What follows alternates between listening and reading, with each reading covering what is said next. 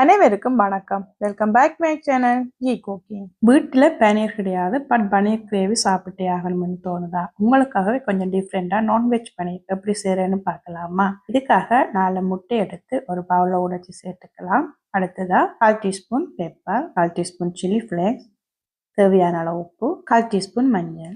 இது எல்லாத்தையும் நல்லா கலந்து விட்டுட்டு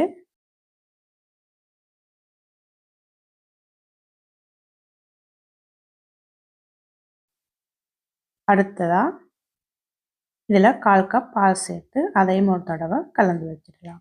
இப்போ இதை ஒரு 10 மினிட்ஸ் ஸ்டீமரில் வச்சு வேக வச்சு எடுக்க போகிறோம்.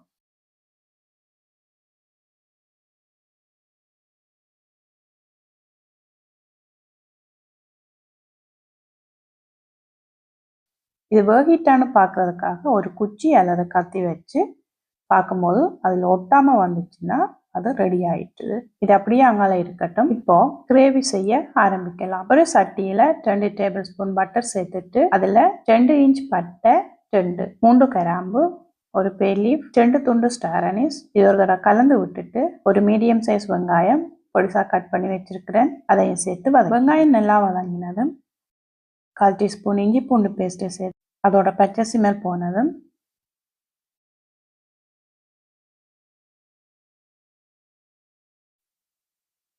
ஒரு தக்காளி, 2 பச்சை மிளகாய் கட் பண்ணி சேர்த்துட்டு 1/4 டீஸ்பூன் மஞ்சள். தக்காளி நல்லா வேகிறதுக்காக ஒரு மூடி போட்டு 2 அல்லது 3 நிமிஷம் வேக விட்டுடலாம். அடுத்ததாக இதில் கலருக்காக காஷ்மீரி மிளகாய் தூள் 1/4 டீஸ்பூன், குழம்பு மிளகாய் தூள் 1/4 டீஸ்பூன், ஆல்ரெடி முட்டையில் உப்பு சேர்த்துருக்கிறோம். இந்த கிரேவிக்கு தேவையான அளவு உப்பு மட்டும் இப்போ சேர்த்துக்கலாம். இது எல்லாத்தையும் ஒரு தடவை கலந்து விட்டுட்டு 1/4 கப் தண்ணி சேர்த்து கலந்து விட்டுட்டு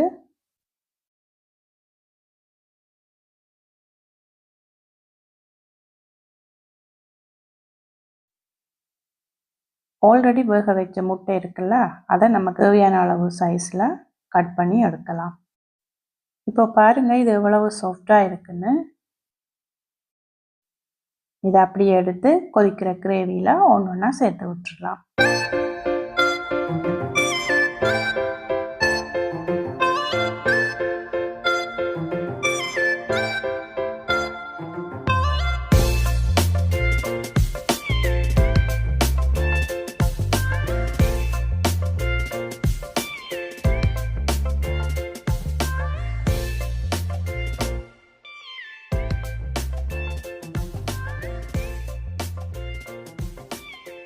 அடுத்ததாக 4 அல்லது 5 டேபிள் ஸ்பூன் க்ரீம் அல்லது நல்ல கெட்டியான கோகோனட் மில்க் சேர்த்து கலந்து விட்டுடலாம். நமக்கு இன்னும் கொஞ்சம் தண்ணி தேவைன்னா அது கொஞ்சம் சேர்த்துக்கலாம். அடுத்ததாக 1/4 டீஸ்பூன் கரம் மசாலா சேர்த்துட்டு ஒரு 5 நிமிஷம் மூடி போட்டு மூடி வைக்க போகிறோம். கிரேவி ரெடியானதும் கொத்தமல்லி கருவேப்பிலை சேர்த்துட்டு உங்கள்கிட்ட கஸ்தூரி மெத்தி இருந்துச்சுன்னா அதையும் சேர்த்துக்கலாம். இப்போ ரொம்ப டேஸ்டி அண்ட் சூப்பரான நான்வெஜ் பன்னீர் கிரேவி ரெடி ஆயிட்டுது.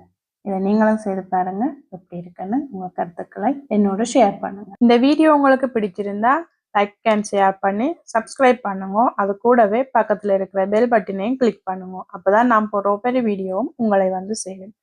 இன்னும் நல்ல வீடியோவில் உங்களை சந்திக்கும் வரை நான் உங்கள் ஜி குக்கிங் ராதி. சமைப்போம், சுவைப்போம்.